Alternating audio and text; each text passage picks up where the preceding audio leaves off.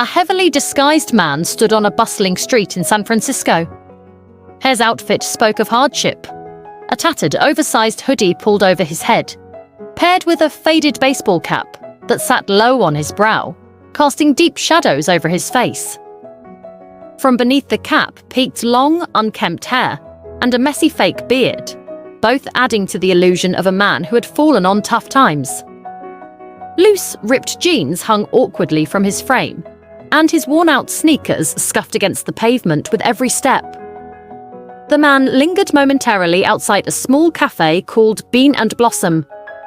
Its modest wooden sign swung gently above the entrance, surrounded by potted plants that gave the storefront a welcoming charm. The cafe, though understated, had a reputation for its cozy ambiance and excellent coffee. Behind him, the noise of the city provided a stark backdrop. Cars honking, pedestrians hurrying past, and the occasional street performer trying to capture attention. For a moment, the man adjusted his cap and surveyed the scene, blending seamlessly into the crowd. As the man stepped toward the cafe entrance, a uniformed security guard intercepted him.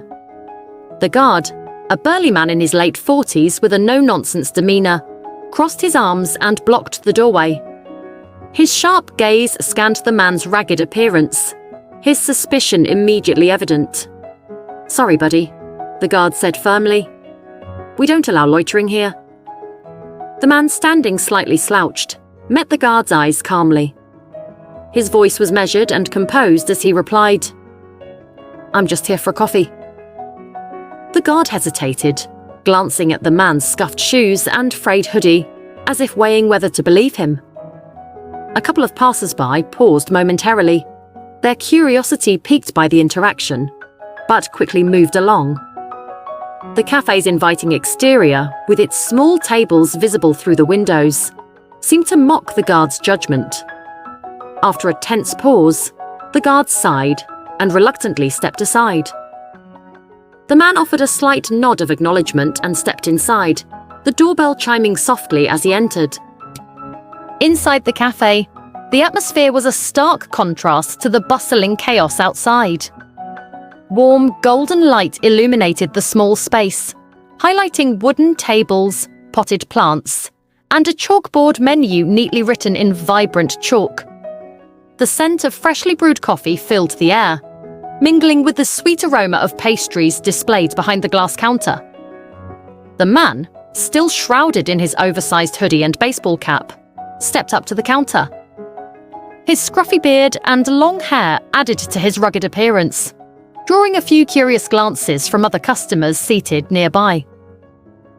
Behind the counter, a cheerful young barista named Emma greeted him with a bright smile. "Good morning. What can I get for you?" she asked warmly, her genuine kindness cutting through the slight tension his appearance had caused. Before he could respond, another barista, Derek, cast him a sidelong glance. Derek, a middle-aged man with a stern expression, muttered under his breath, "Looks like you're in the wrong place, pal." Ignoring the comment, the man focused on Emma. "Just a cappuccino, please," he said, his tone calm but direct. Emma nodded, unbothered by her colleague's attitude, and began preparing the order with practiced efficiency. The man took a seat by the window after receiving his coffee, his hands wrapped around the warm cup. From his vantage point, he had a clear view of the cafe's interior dynamics. Emma continued to greet each customer with unwavering warmth, her bright smile never fading as she took orders and offered recommendations. Her kindness extended to everyone, from students ordering simple drip coffee to professionals requesting elaborate custom drinks. In contrast, Derek's demeanor was noticeably cold and impatient. He reserved his politeness for customers who appeared wealthy or influential, offering curt responses to anyone else. The man observed these interactions closely, sipping his coffee thoughtfully as the bustling street scene outside provided a lively backdrop to the cafe's intimate setting. The man's table by the window became a quiet corner for observation. He watched as Emma effortlessly juggled tasks, her cheerful attitude lifting the atmosphere of the cafe. Meanwhile, Derek leaned against the counter, scrolling on his phone, his dismissive glances towards certain customers reinforcing the divide between the two baristas' approaches. The man's rugged appearance drew occasional glances from other patrons, but he remained composed, his hood still up and his face obscured by the cap and scruffy beard. Through the window, he saw the ebb and flow of city life. Bicyclists weaving through traffic, pedestrians chatting on sidewalks, and the faint glint of sunlight reflecting off passing cars. Inside, the cafe's warmth felt like a bubble of calm within the chaos. But the man's observant demeanor hinted at a deeper purpose behind his quiet presence. After finishing his coffee, the man stood and approached the counter again, where Emma was cleaning up. His hood remained up, his cap low, and the scruffy beard still masking his identity. "I just wanted to thank you," he said, his voice carrying a quiet sincerity. "Your kindness really made a difference today." Emma looked up, surprised but pleased. "Oh, thank you. That's so nice to hear," she replied with a smile. Derek, leaning against the counter, glanced over with mild confusion, uninterested in the interaction. The man reached into his pocket and pulled out a sleek business card, handing it to Emma. "Call this number tomorrow," he said simply, his tone warm but firm. Emma looked down at the card in her hand. As she read the name printed on it, her eyes widened in disbelief. "Tim Cook," she whispered, barely audible. She looked up at the man, her expression a mixture of shock and awe. "You're Tim Cook? As in, the CEO of Apple?" she stammered, her voice trembling slightly. Tim nodded, a faint smile breaking through his rugged disguise. "Yes, and your kindness today reminded me why compassion matters.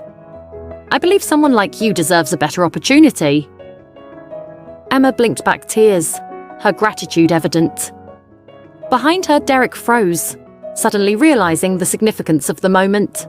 The next morning, Emma sat in her modest apartment, the sunlight streaming through a small window onto a table scattered with papers and an empty coffee mug. With trembling hands, she dialed the number on the card. Her heart raced as the call connected. On the other end, a professional voice confirmed what Emma could hardly believe. She was being invited for an interview at Apple. Her life, once filled with routine and uncertainty, was about to change dramatically. Meanwhile, Tim Cook's quiet experiment had concluded, leaving a ripple effect of inspiration in its wake. For Emma, it was the beginning of a new chapter, and for Tim, a reminder of the transformative power of simple kindness. This brings us to the end of this story.